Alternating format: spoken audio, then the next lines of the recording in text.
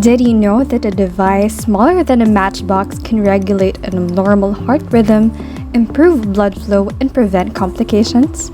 Well, that's what a pacemaker is. More than that, this tiny device can last 10 to 15 years. Zooming in on the heart, this organ is a pump that sends blood throughout one's body, and it's got a natural pacemaker, the sinoatrial or the SA node. This generates and sends electrical impulses that make the heart beat. This process can be likened to a signal traveling through a series of wires as it follows a specific pathway. First, the atria or the upper chambers and prompting their contraction. Succeedingly, the impulses encounter a slight delay at the atrioventricular or AV node, making sure that the atria have emptied their contents. Following this, the impulses are transmitted through specialized fibers, the bundle of His, also known as the atrioventricular bundle, that then carries the signal to the Purkinje fibers, which are specialized nerve cells that send electrical signals to the ventricles. Now, the ventricles contract in response to these impulses, pumping the blood throughout the body. Our heart contains a complex system of valves, nodes, and chambers. They control how and when blood is pumped throughout your body. If these are disrupted, damaged, or compromised, it can change your heart rate or rhythm. Here are some of the heart rhythm disorders. First, tachycardia. Your heartbeats are too fast. Tachycardia is any resting heart rate over 100 beats per minute. Second, bradycardia. Your heart rate is too slow.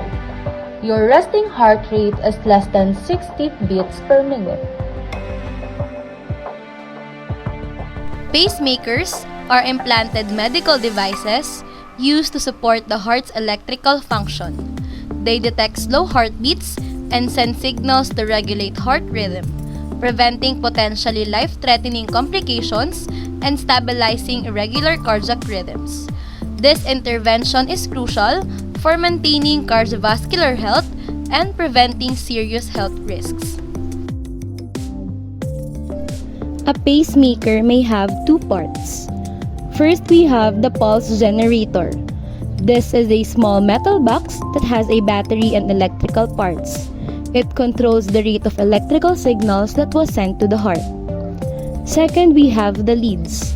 These are flexible insulated wires. 1 to 3 wires are placed in one or more of the heart's chambers. The wires send the electrical signals needed to correct an irregular heartbeat. Some newer pacemakers don't need leads. These devices are called leadless pacemakers. So what is the physics of how this pacemaker works? First, we have the electrical stimulation.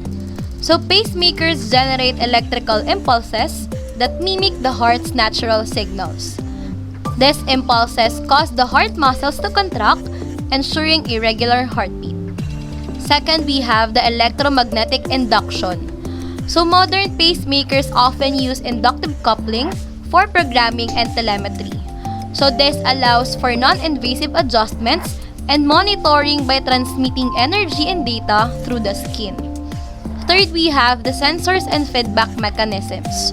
So advanced pacemakers have sensors that detect the body's physical activity, breathing, and other physiological parameters. They adjust the pacing rate based on the body's needs, such as increasing heart rate during exercise. And the fourth one, we have the battery and energy management. So pacemaker batteries are typically lithium iodide, designed to last 5 to 15 years. So energy efficiency is crucial as it determines the device lifespan and performance. Pacemakers are meant to improve your quality of life and prevent disruptions caused by heart problems. So the benefits of this include, first, we have restored heart rhythm. So this ensures a consistent and adequate heart rate, and this prevents symptoms of bradycardia like fatigue, dizziness, and fainting. Next, we have the extended lifespan. So, pacemakers decreases the risk of heart failure and other complications associated with irregular heartbeats. So, this provides reliable long-term management of heart rhythm disorders. Third, we have adaptability and monitoring. So, modern pacemakers adapt to changes in physical activity and autonomic responses. So, this enables remote monitoring, allowing healthcare providers to make timely adjustments and interventions. And lastly, we have to improve quality of life.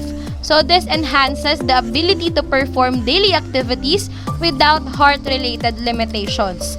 This also reduces hospitalizations and medical interventions related to arrhythmias. One person who has a heart pacemaker is Barry Meldrum, who has had his pacemaker for almost 30 years.